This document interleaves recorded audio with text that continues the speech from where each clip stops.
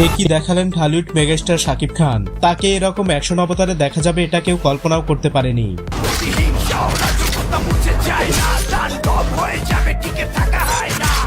সম্প্রতি শ্রীলঙ্কায় শুরু হয়েছে তাণ্ডবের অ্যাকশন সিনের দৃশ্য ধারণ, আর সেখান থেকেই একটি স্টিল চিত্র প্রকাশ হয় নেট দুনিয়ায়।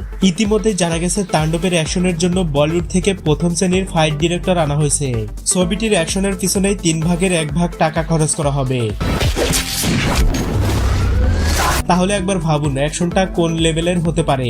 যতদূর জানা গেছে তাণ্ডবের শেষ লটের শুটিং চলছে, এটি শেষ করেই দেশে ফিরবেন শাকিব খান।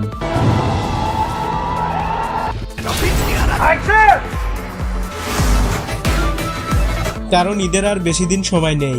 তাছাড়া ছবিটির সেন্সর এখনো বাকি আছে।